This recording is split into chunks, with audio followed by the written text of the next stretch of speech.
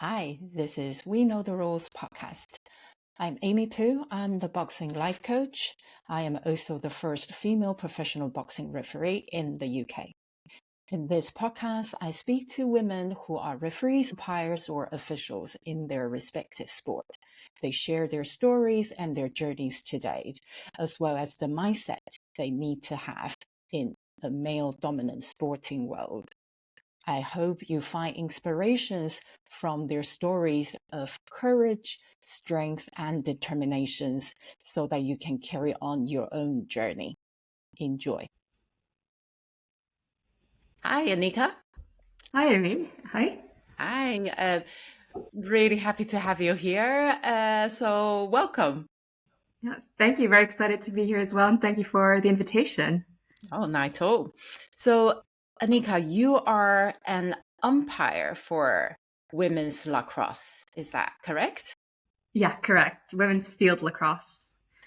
Right. Because I didn't know anything about lacrosse really before I met you. So obviously I've heard of the sports, but I've never actually watched it or I knew anything about it.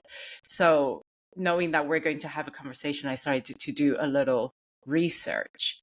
And I found out that the men's lacrosse and the women's lacrosse apparently are very different and the rules are different as well.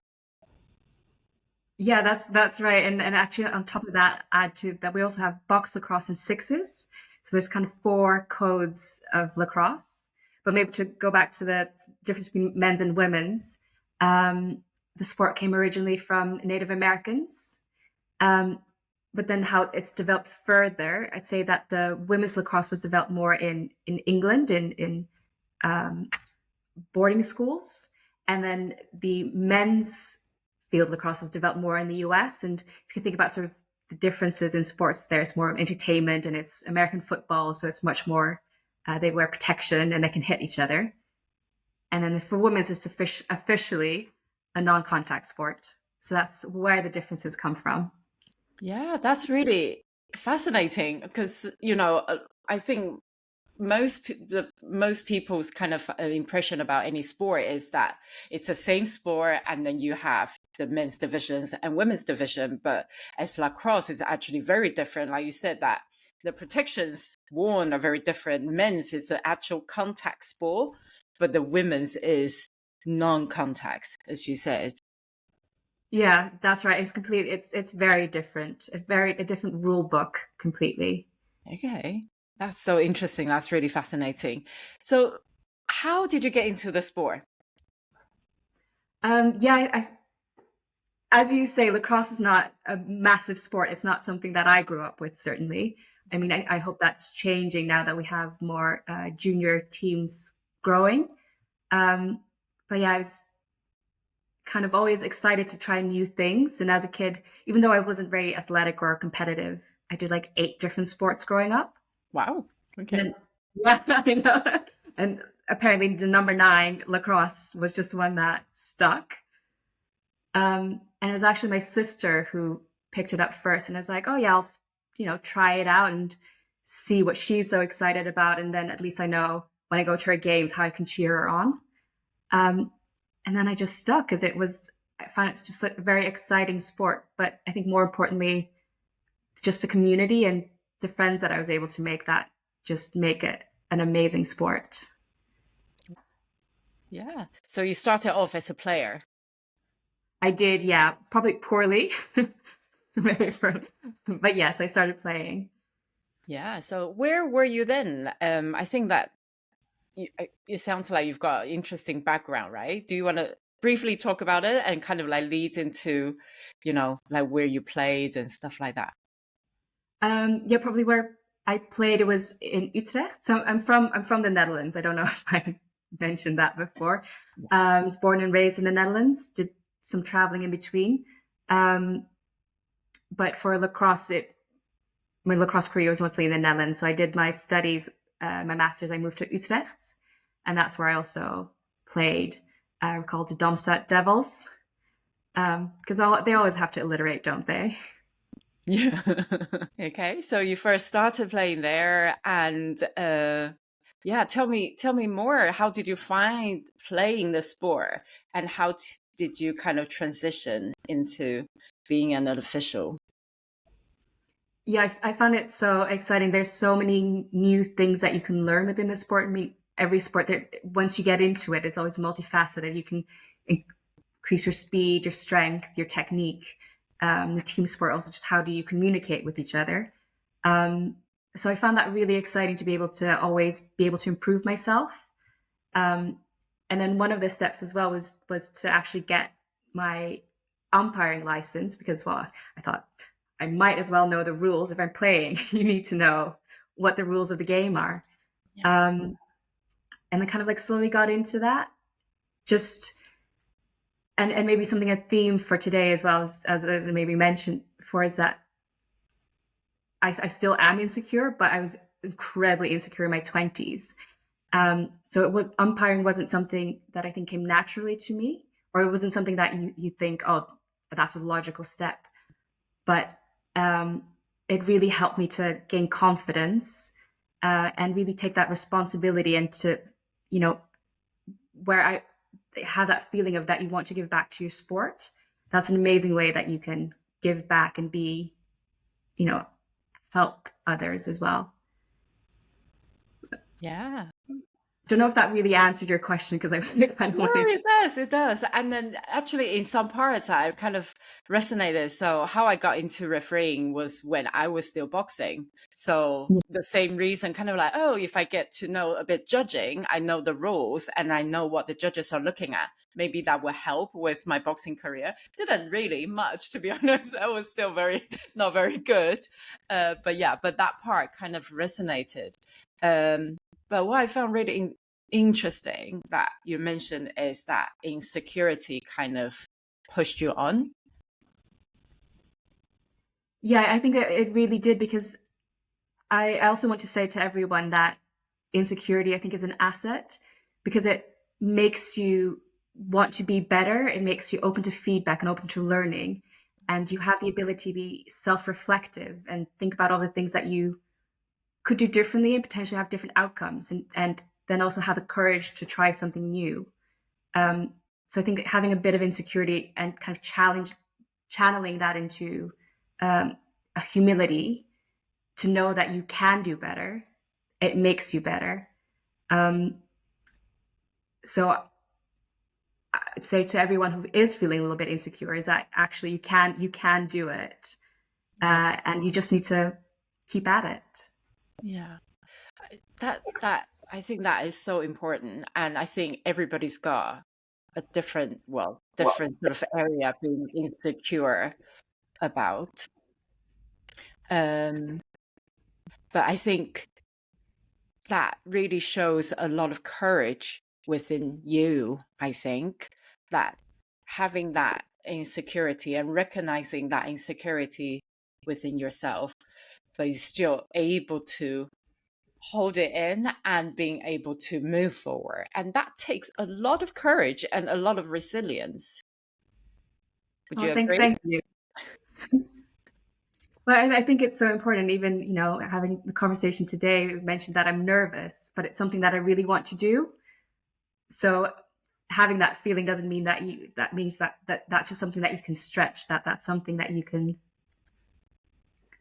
go and achieve. And just, yeah, again, very happy to be here. Yes, I think like that. I really love that. It just because a lot of people will feel that emotions or feelings kind of define who they are, but actually emotions, there are signals, aren't they? And even though we feel certain ways, it doesn't mean that we cannot go past whatever we're feeling to do something that we're scared of or feeling insecure of or being nervous about. So I think that is a really important message to put it out there. And I think as women as well. Yeah, absolutely. And I love how you summarize that as well. I'm sure I can imagine like how a boxer must feel going into a ring. I'm sure that feeling you have to get over as well. Yeah, I think it's probably like all athletes as well, isn't it? That, you're always going to be nervous, you're going to have fear. but it's really having that fear, but you still do it anyway, right? Like once you're in it.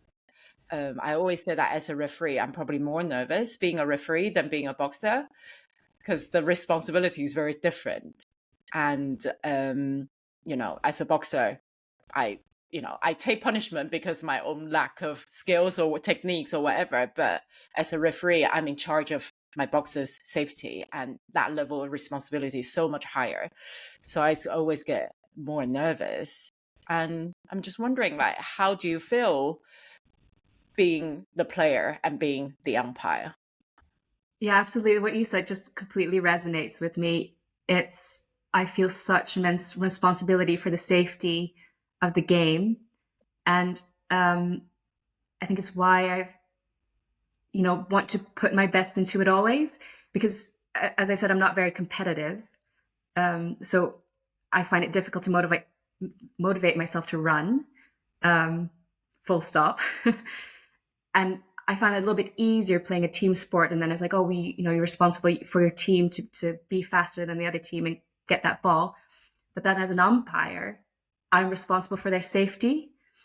And so suddenly I can find myself just sprinting across the field because I feel that pressure and I feel that responsibility.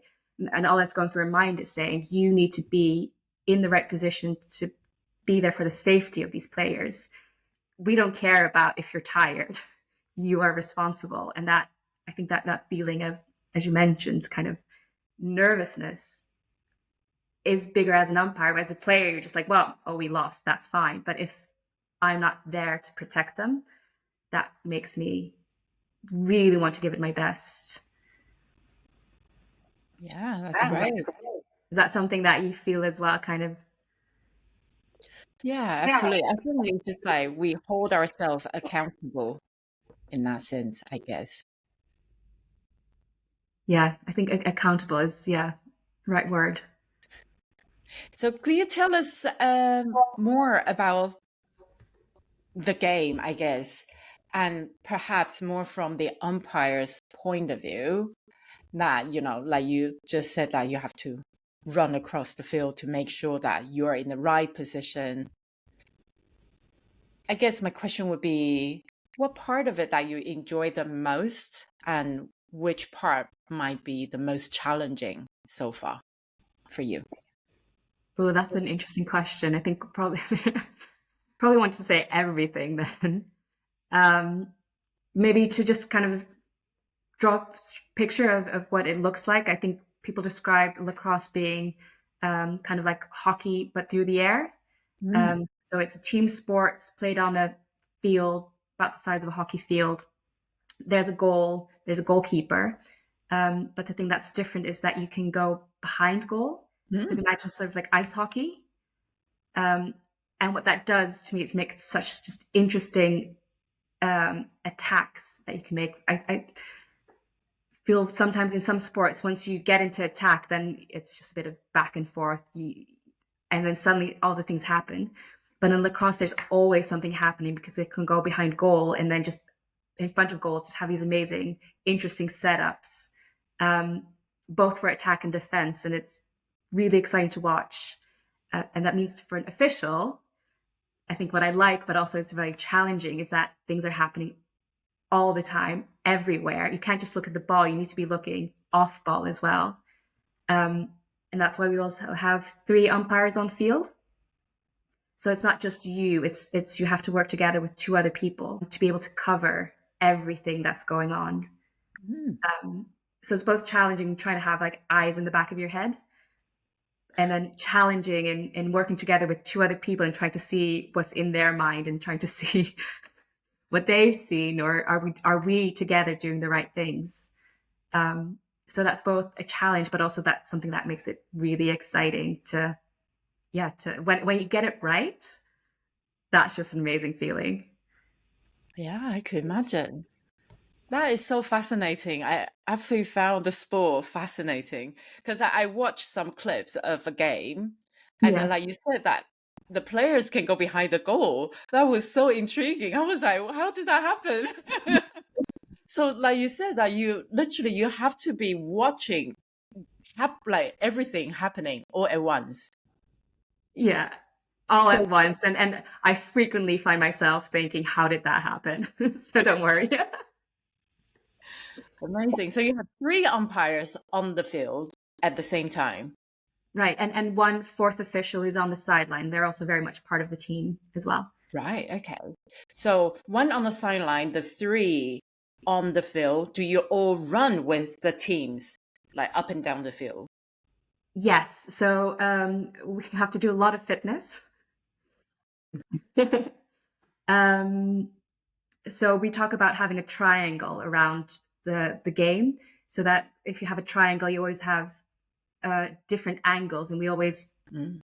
be able to see what the angles are. And if you can imagine, sort of, you always have to see space between players, because we have to be able to see, did somebody give a push? Did somebody give, we'll call it check. That is when the stick tries to hit the other stick to make the ball fall out.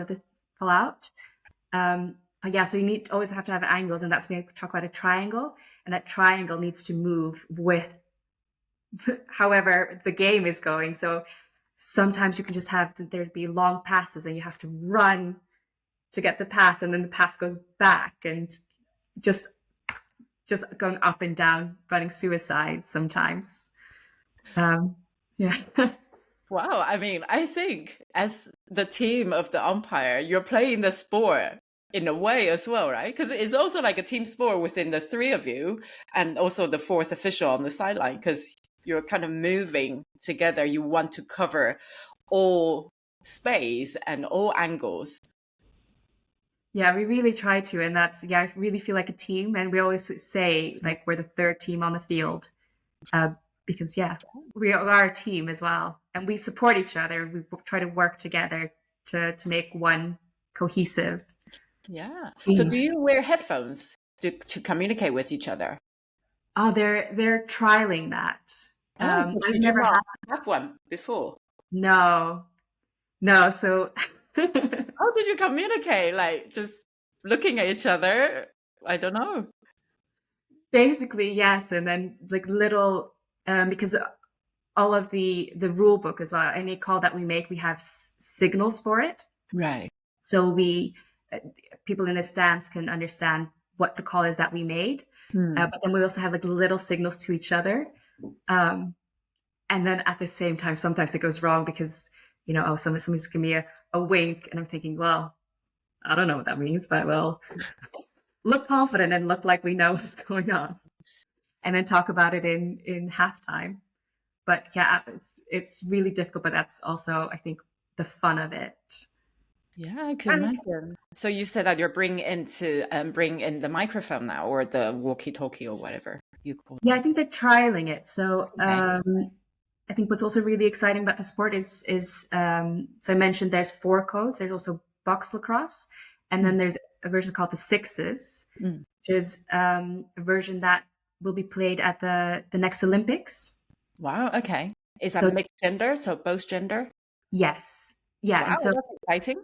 it is very exciting. And as you mentioned, that's also a code that's kind of brought them more into alignment. Mm. So it's much more similar for the version that the women's play and the men's play. Um, and yeah, it's super exciting for both athletes and officials to be able to have their sport represented Yeah. at an Olympics. Yes, because that was going to be part of my question. Because when Okay. I was doing the little research online, and I noticed that the men's lacrosse was had been in the Olympics, but not the women's lacrosse. Is that correct? Well, I love this. I think you've done more research than I have. Yeah, Oh, I wasn't aware. Yeah, I knew that it had been uh, at an Olympics previously, but it had never crossed my mind that it was probably men's. okay, interesting. But this coming Olympics in LA, there will be the sixes. Yes. And is it mixed gender or is it separated in terms of like men's team and women's team? Yeah, so it is separated, but there will be both a men's competition and a women's competition. Oh, that's amazing. Congratulations. That's great.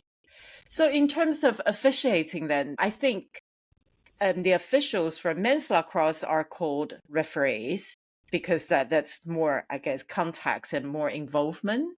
I guess. I don't know. But then it's called umpire for women's lacrosse. Is that correct?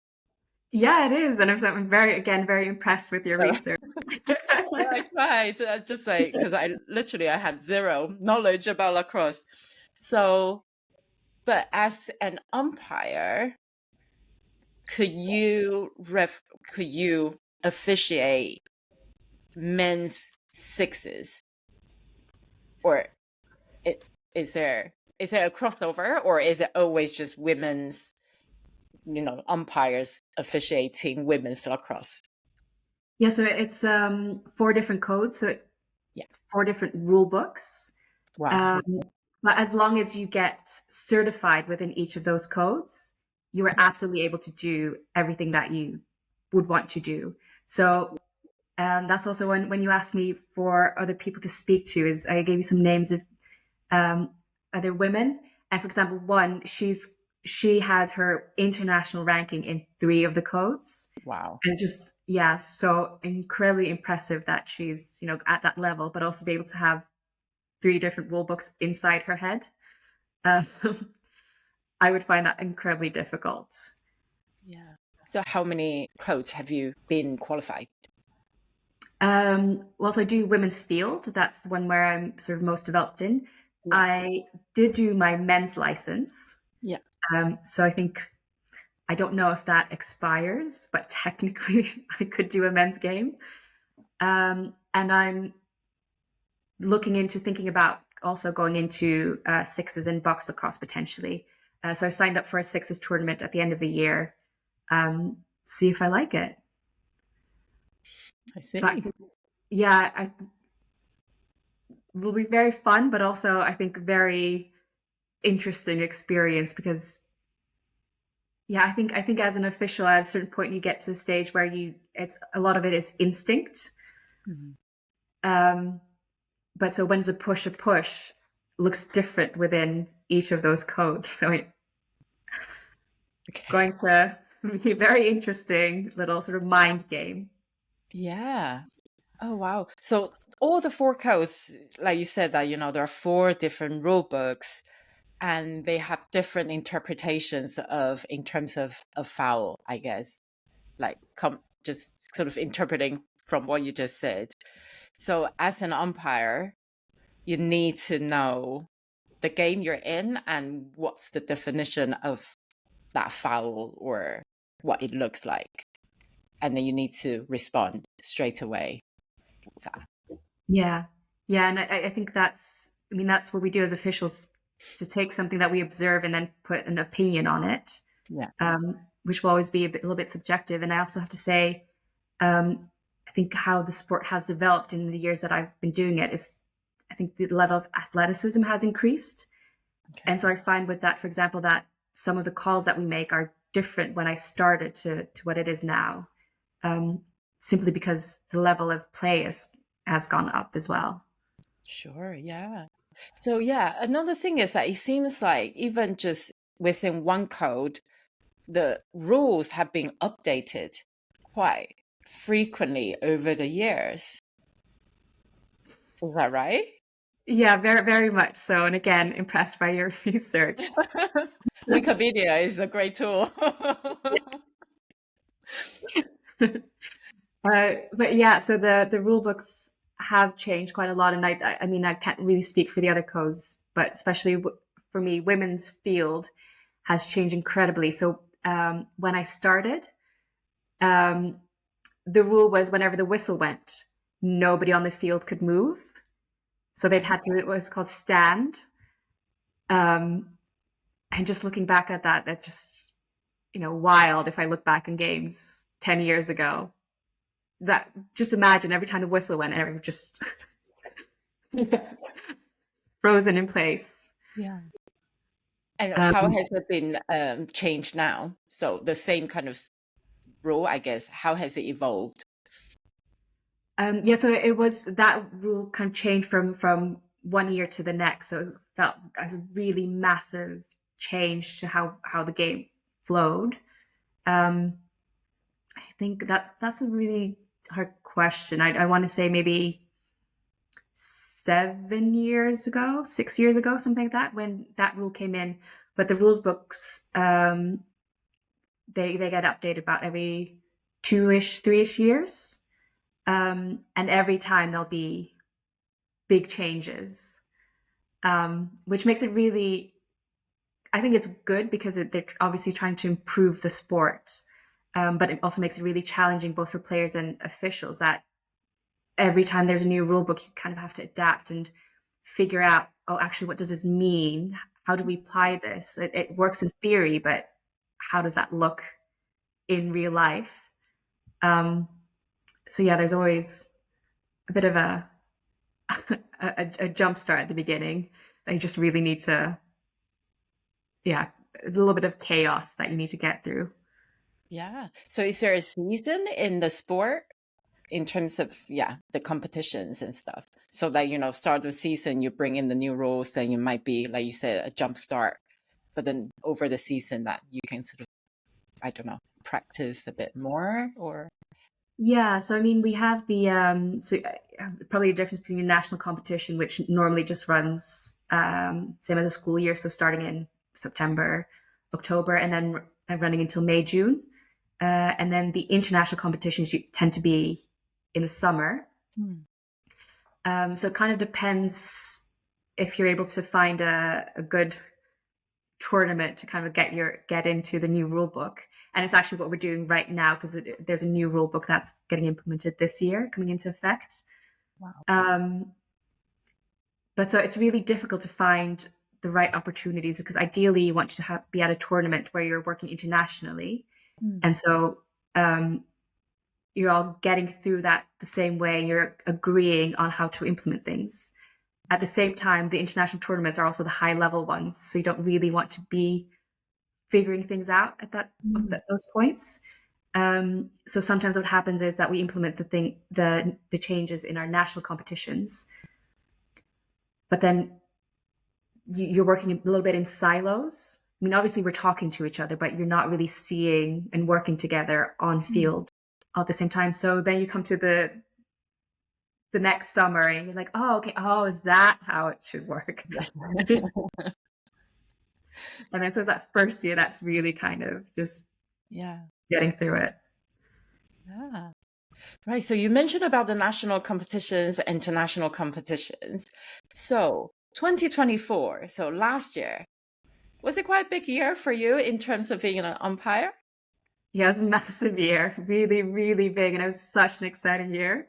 Again, I'm not sure how you know this, but this was, really big year for me. Tell us more. I was incredibly honored to be selected for both the European Championships held in Portugal and then the Under-20 World Championships in Hong Kong. Yeah, thank you very much. Amazing. Wow. How did that feel?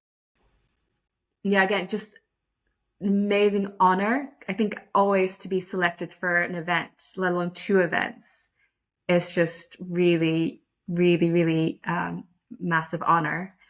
And I think just that pride both in myself, but also where lacrosse has come to. I think one of the things that I'm just really proud of is I was, there was somebody who was selected for European Championships before me, but I never worked with her. So I kind of had to go to these events on my own, get selected myself. I had no idea what I was doing. So my first European Championships, I was the only Dutch official. But then my second European Championships, there were 3 from the Netherlands representing. And we also were the first to be selected for World Championships. Wow. And it just, again, amazing honor, but also just showing how we've been able to develop as our officiating as a nation and to have a big pool of people who are eligible to be selected as well. So it just makes me very proud. And absolutely, you should be. You deserve to be there, to be proud of yourself. But I just want to pick on one little thing that you mentioned. You said the first time you went to be selected on your own. So how did that work? Did you have to put yourself forward to be kind of like part of the selection pool of officials? Um, yeah, and that's why I think it was more difficult then, because now how it works is every national body puts through a list of officials that they think could be selected. Mm. Um, but obviously, if you don't know anyone on that list, you're thinking, well, I don't know if they are capable of doing that.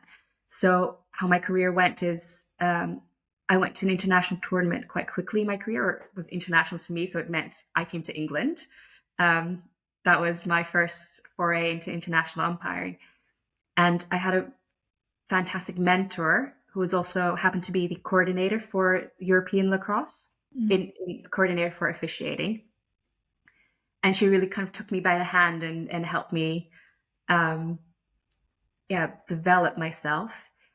And so when 2015 came along, she said, well, would you want to come? And I was scared, but also very excited, and took that opportunity. But that was only, so that was 2015. That was only sort of 4 years into me even learning what lacrosse was. Mm.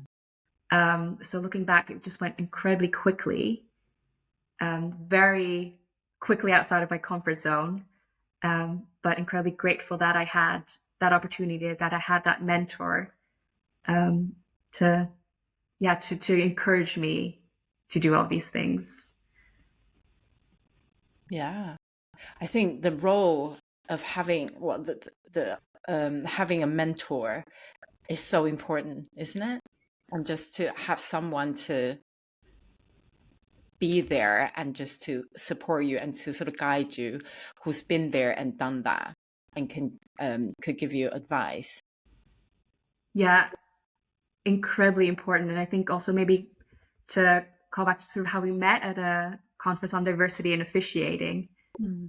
it's not always self-evident to be able to have somebody like a role model that you kind of resonate with, that who kind of looks like you or behaves like you. And yeah, so I think having a mentor who kind of can look through that and take you along is really important. Yeah. So your first European Championship, 2015, and fast forward 9 years later, 2024, you got selected to go to the European Championship again. What's different and what's the same? Is there a shift in terms of the experiences, like in the two championships 9 years apart? Yeah, I think massive shifts. So both in the game and in myself. So I think one of the things for the game itself, as I was saying, I think the level across all of the countries has gone up so incredibly in these 9 years. And also the amount of teams that show up has grown. So I just love to see the sport grow. Because I was looking at sort of statistics also on sort of for junior lacrosse. In 2018, there were 5 teams coming to the under 20 European Championships, and then the 2023 we had 11.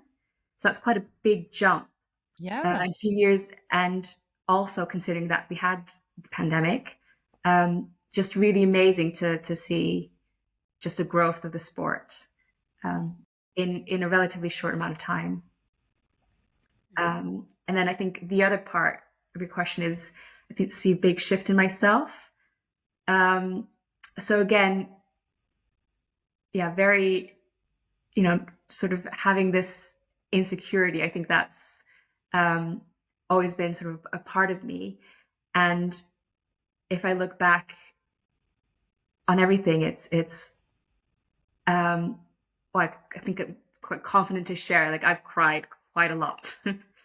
I've learned that crying is just something that I've learned to do because I've never been able to learn really well to deal with my emotions. And it's just something that apparently my body has just found a way of, oh, this is something that we can do. But I no longer see that as being a weakness anymore. And it's just something that happens, but it doesn't affect how I am on field and how I'm still confident that I can do this. So I think that shift is just not so much in, well, I've changed, but it's also how I think about myself and the things that I'm capable of. Is, even though now you said, well, I know that I'm insecure, I know that I am nervous, but I will do it anyway. And it doesn't matter, because I will show up and be responsible for this game and, yeah, do the best that I can. And I think that mind shift has been massive for me. That is so great. Honestly, that is absolutely amazing. Just, yeah, how you sort of describe, to start with, crying is your sort of coping mechanism just to kind of reset yourself. And for me, I'm just completely, I can understand, because like growing up, I'm always the crybaby. And I don't know about, sort of your childhood and then the environment that you're brought up. But for me, I was always shamed about crying. So people would just always like mock me as, oh, such a crybaby, you love to cry and blah, blah, blah.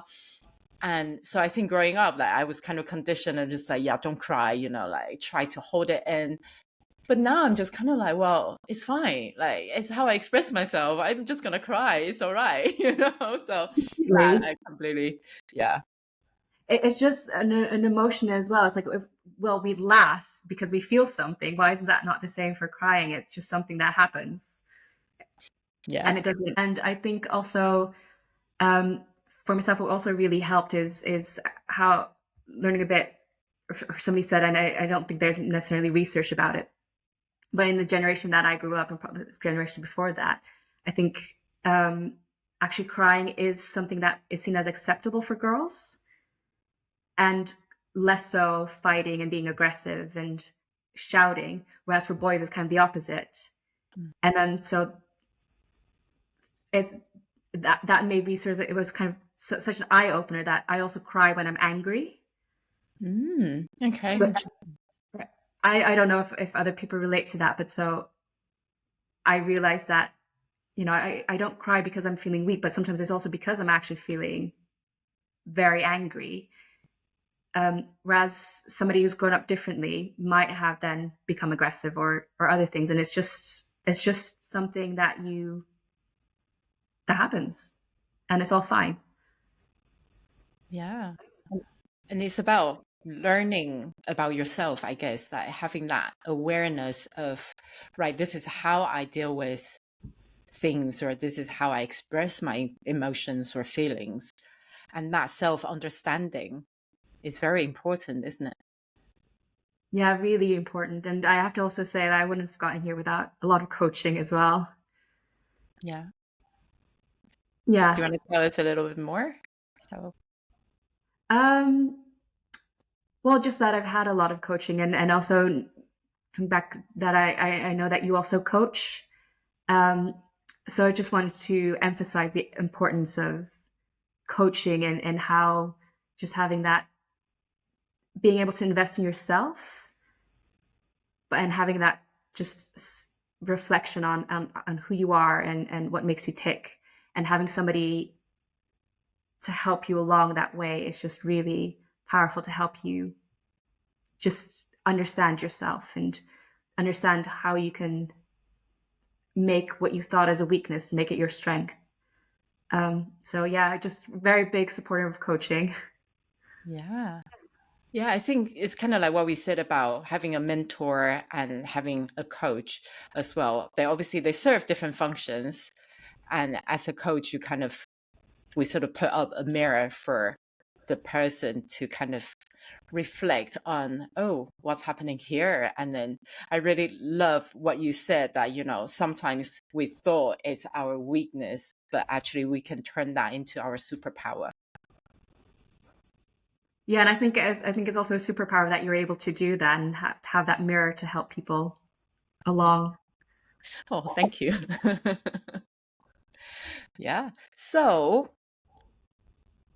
insecurity, and then you mentioned about over the years that obviously you grow as a person, as an umpire, and you learn to manage that insecurity, that nerves. What are, obviously, you mentioned about the crying to sort of release that sort of tension within. Are there other kind of tools that or resources that you use to help you manage that insecurity? Say prior to the game, you're going into the game. How do you manage yourself? Yeah, and I think that comes back to, for me, a large part of that comes back to the community. Um, so I wouldn't be in this game if I didn't just love everyone that I'm doing this with, because you spend so much time with them. So you want to be friends.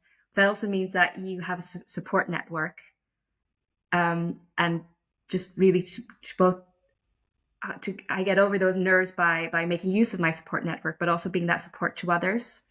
Yeah. And just that whole feeling of being at a big tournament and we know that we're all in it together and we all support each other,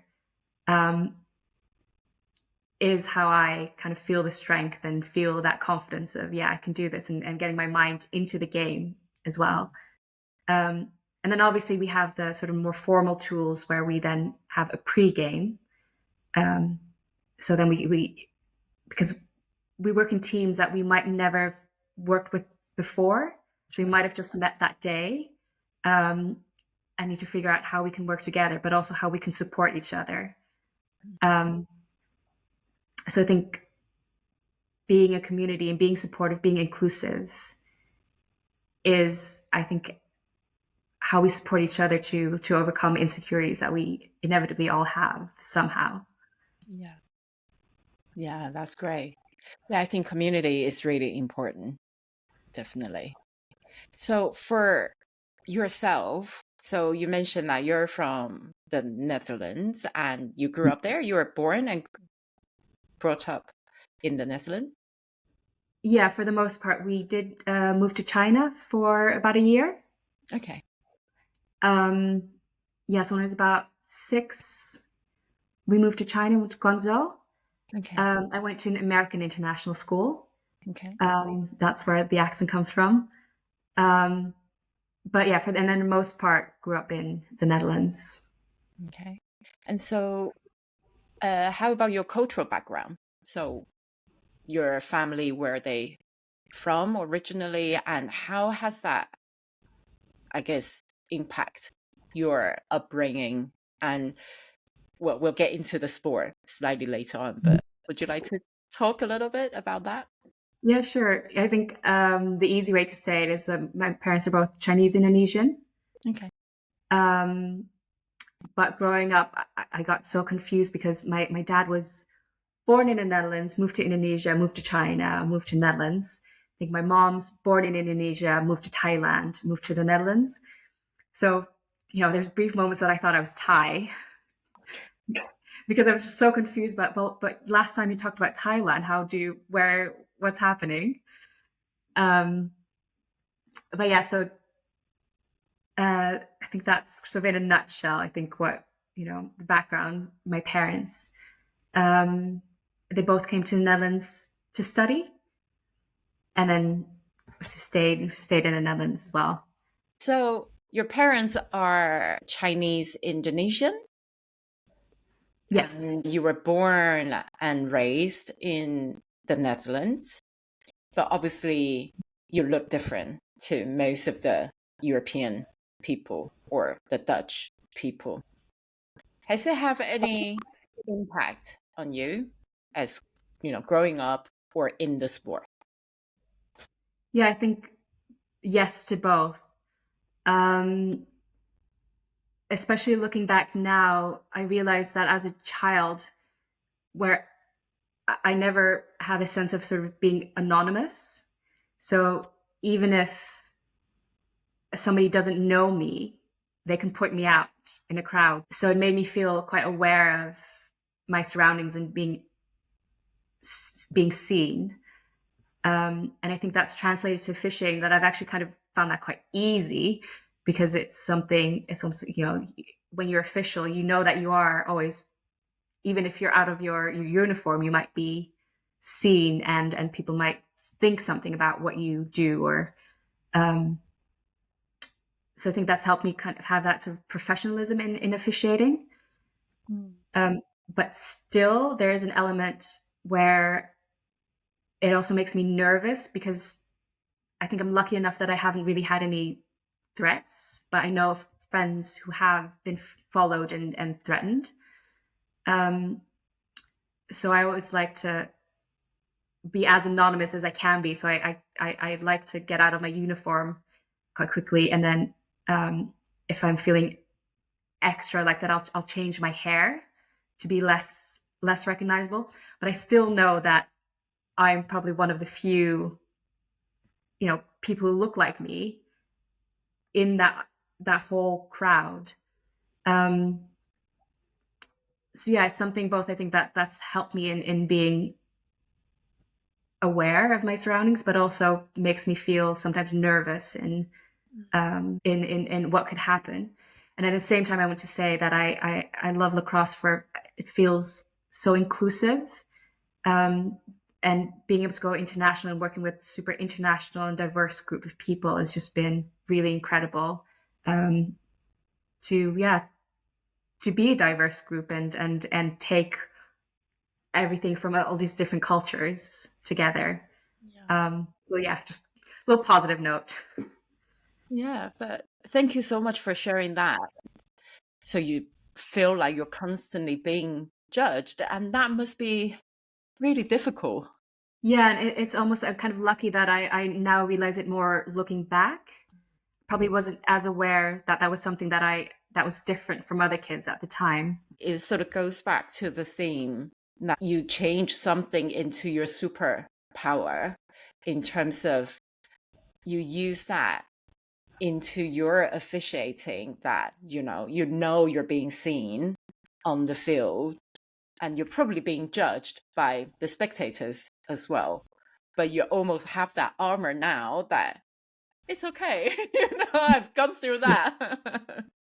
Yeah, we know this. Yeah, but I think you also kind of pointed out the reality of being an official as being like recognized as an umpire of the field. Do you feel threatened sometimes, in terms of people can recognize you out of the game? Yeah, and that's what I mean. So I feel I'm lucky enough that I've never had a direct interaction, but I've had friends who have been said, followed after a game and said, "Oh, I'll find out where you live." Or I've also been at a field where I've gone to spectators saying, "Hey, can we keep this a positive environment, please?" And maybe cheer for your team rather than swearing at the officials or even at the other team. Could you please, just be positive and cheer for your team rather than trying to bring others down? And I think, it's also not something that's from the cross itself. I find it comes more from the spectators, that I think they've probably brought in something from outside that they're not really, that's not part of lacrosse to me. But so, yeah, just kind of lucky so far, so good. But it is something that is in the back of my head. Yeah. And maybe it is what we spoke about before, is I feel so responsible. I have that pressure. So it's again, maybe that's my superpower. It's almost that I judge myself more than I think others judge me. So it's fine. I can deal with it. Yeah. I mean, we're all very self-critical, aren't we? So, yeah. But yeah. Yeah, but that makes us good as well. Yes. Yeah. No, I really love your positivity and being able to, just really turn something into strength. And I think that's really what you're showing me, just a lot of strength, and being so positive about who you are, and recognizing, your own superpower. And I think that's amazing. Thank you. So what would you say the highlight of your career so far? I love that question because it just, it's lots of just happy moments coming up in my mind straight away. That's an absolutely amazing question. um, yeah, I think as I was saying already, there's so many things that I'm proud of. So development of both the game and officials. Um, so many highlight moments of even just this weekend. So I came back, did the Swiss playoffs. So I got to travel to Zurich, Oh, hang out with my friends who are, my umpiring friends. And, you're there for tournaments. So we did lacrosse, which is always great. But we also got to swim in the lake, go wow. hiking, go on like a chocolate tour with lacrosse. And it's just all these moments that I just feel so incredibly lucky to have this hobby that brings me all of this as well. Um, just that whole, you know, why why am I so lucky to be able to travel, enjoy with my friends, be active, be outside. It's yeah, it's really good. I don't know how I would, how I would kind of like design the perfect lifestyle, but I have a desk job. Um, and but to be able to have this next to my desk job to just be so active is really amazing. Yeah. Um, yeah, but yeah, and maybe also kind of highlights on field. Really, really honored to even be selected for these events, but also honored that I was selected for being head official for a gold medal game, for being head official in opening game. Wow. Um, yeah, and I love looking back on that now, being able to describe that as a high. Because definitely at the time I might have described as a low of being like, why am I put in this position? Why am I getting so much pressure and having to do this? And all these questions of self-doubt of, am I ready for this? And now being able to look back is like, well, but you did it. And yeah, maybe, you could have done things differently. And now with hindsight, now you have more experience, would have done things differently, but absolutely highs as well. Yeah. That is so great. Because my next question was going to be the lows. And Yeah. well, you kind of describe it. And I think that's really great. It just in terms of it's life, isn't it? Sometimes that it's the same experience, but it's really how we look at it and how we frame the whole situation. And for you at the time, it was kind of the low, just like, oh, all these pressure. Why am I putting myself in this position, or why am I being put in the position? But now looking back, you achieved it, right? You've done it. And you actually can pat yourself on the back and just kind of like be actually really proud of yourself and consider it as a high. I think that's amazing. Yeah, I think it's just amazing how it just people of being able to switch mindset and just how you look at things can completely change how you feel about it. Yeah. So looking forward for yourself. So you've got a lot of highlights. You did the championships, European championships, the world championship, under 20 championships last year. Going forward, where do you want to get to? Yeah, that's also very exciting and lots of hopes as well. I hope just to stay on field for many, many years still and to be able to just do more. Um, in terms of sort of like what events I want to go to, I think I'm more ambitious of I love being in it and actually kind of love doing, well, I probably shouldn't say that because I still want to be selected for the high level events. So I am hoping we have the World Championships again in 2026 in Japan. So definitely fingers crossed for that one. Thank you. Um, but what I also really want to develop into is becoming a better mentor and um, educator. Hmm. So I know that's also a very different skill set, right? So it's something that I like to actively develop.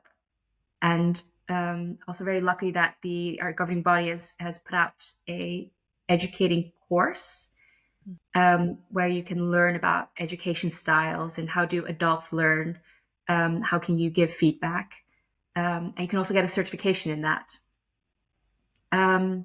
So yeah, I think that's really useful that I can, have something kind of practical to be developing those skills, but also hoping to be able to do it more in practice. And to be, I think we've already spoken about how important mentorship is, and I would really love to be able to be that for other people, and again give back to the game. I love that. I think I just I absolutely love that you're able to, obviously you benefited from having a mentor, and then now you want to be that person to really help others, like coming through the ranks. And I think it's incredible. Not everybody wants to do it. It's not, I don't think it's something that comes naturally to people, but I think for you, that having that mindset that you want to be that person and have that growth within yourselves as well, and then challenge yourself to learn different skill set in order to be able to help others. And I just think that's incredible. Honestly, it's so great. What would you say to any young girls, young women who may be interested in lacrosse or who are already in the sport, thinking about dipping their toes into officiating? What would you advise them? If they're kind of like sitting on the fence, they were like, oh, I'm not sure. Yeah, I think there's a lot of those. So, and I think the easy thing to say is just do it. I think, as we spoke about before as well, is, dipping your toes in, just reading a rule book, picking up the whistle makes you a better athlete. Because so even if you don't continue in officiating, it'll still make you better at the sport. I see it so often in where people don't know the rules, and they've, or they do know the rules and they score from it because they understand what they can do and they know that they're allowed to do something. So yeah, it makes you a better athlete, I'd say. But also, if I look back on myself and what it has brought me, I found it very interesting. So one of my first mentors as well, she said to me, one of the reasons that she loved officiating was coming up and officiating was the first time as a young woman, she said, that she felt that she had power and control. And I found that so interesting that I'd never thought about it that way. But it is something now looking back, it's like, yeah, that's right. I was able to practice with this as a younger age. And despite feeling insecure, I did have a lot of power. And I learned to, take the responsibilities that I felt and actually wield it for good, hopefully. But so if you are thinking about officiating, I'd say do it, because there's so many great things that you can gain from it, including just confidence and a lifestyle where you can go to Zurich and just run around, be outside, and be with your friends. So yeah, absolutely. Why not? Just give it a go. Great. Yeah, thank you. So finally, is there anything that you feel very important? Maybe a message or anything that you would like to talk about that I haven't asked? No, I think the problem, I think, with anyone in sports is that we would love to talk about this for days. So that's a dangerous question to begin with. But no, I think just really enjoyed having this opportunity to talk about something that I love, and also just really interesting to have that connection with, even though it's a different sport, but having that connection as officials, kind of like just, yeah, having just different frame of mind sometimes, just like, oh, that's interesting, that's really interesting, and I'd like to know more about something. Just things that you might want to, that I will take to kind of reflect on, being like, oh, that's really interesting, how can I use that as well? So kind of just thank you. Oh, likewise, it's such a pleasure. And I fully enjoy our conversation. And I just think you're such a courageous and full of strength and resilience. And I really feel like throughout our conversation, it really shows how much you love the game, love the sport, and also you're so dedicated into your own growth as well as giving back to the sport and then giving back to the people within the sport. And I just think that you're an incredible person, incredible woman, and lacrosse is so lucky to have you, honestly. Well, thank you so much. That's incredibly kind of you to say. No, And I will flip this part and just play it back in my mind when I'm feeling nervous about something. So that's really, really, really kind. I really appreciate that. No, thank you. No, thank you so much for your time. And I really wish you all the best. And looking forward to seeing your name for the 2026 World Championships in Japan. And that would be amazing. I'll keep my fingers crossed for you. Thank you. Thank you very much. Thank you so much, Annika. Thank you. Thanks. Bye. Thank you for listening. I hope you enjoyed the episode. If you do, please like, share, and subscribe to the podcast. Thank you.